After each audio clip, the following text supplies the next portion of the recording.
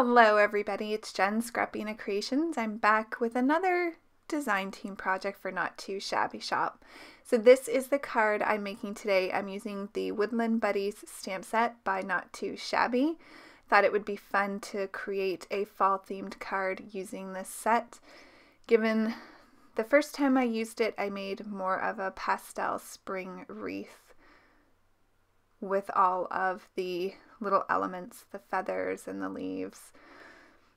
So I'm coloring up the images with my alcohol markers. I'm going to use a combination of Spectrum Noir and Copic markers. I laid down a full coverage of the OR1, which is the orange color, and then I started with darkest to lightest after that. I did have to do a lot of tip to tip here to get the color blended the way that I wanted to, but I love how this little fox came out. These three colors together are absolutely perfect for the colorings of a fox. It gives it a nice orangey reddish brown color. So I did go over this image a couple times just to get the exact color that I wanted. And for the white parts, I'm using my warm gray Copic markers. So I'm going to use a number of those just to get him looking like he's got some white there, blending that out with my blender pen to make it look white, and this will dry back once it's dry. For the rabbit, I wanted to do a gray and white rabbit.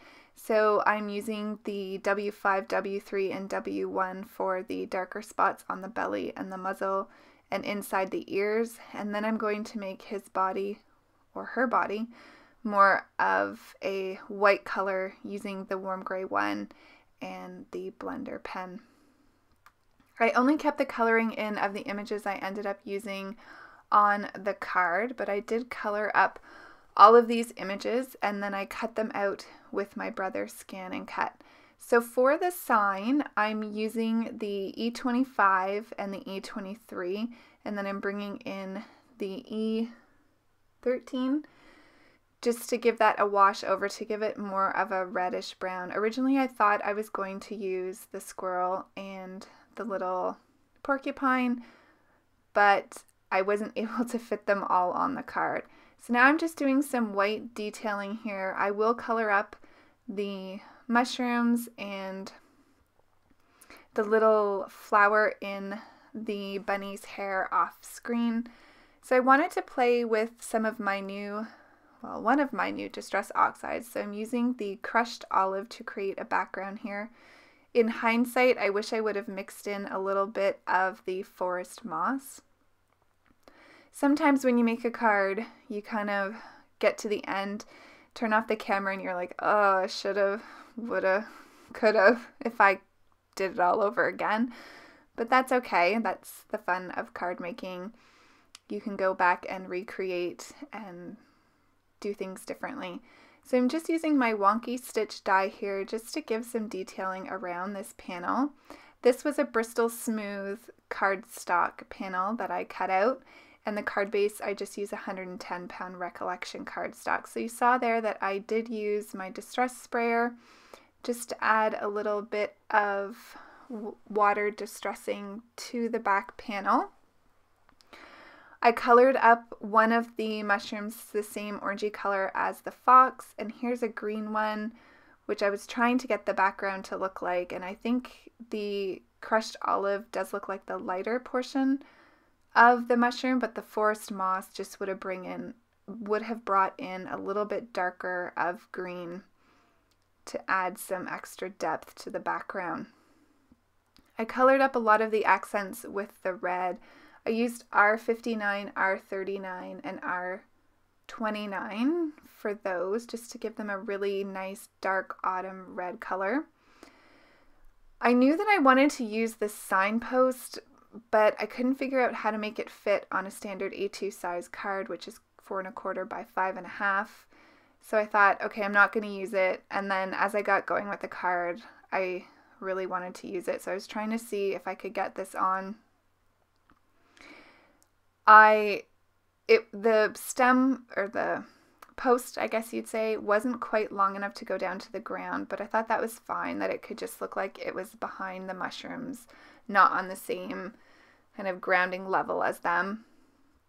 So now I need to figure out how I'm going to place the little fall sprigs now that I have added the card, and I like the way they look here on the top, but you're really seeing me design this card on the fly here.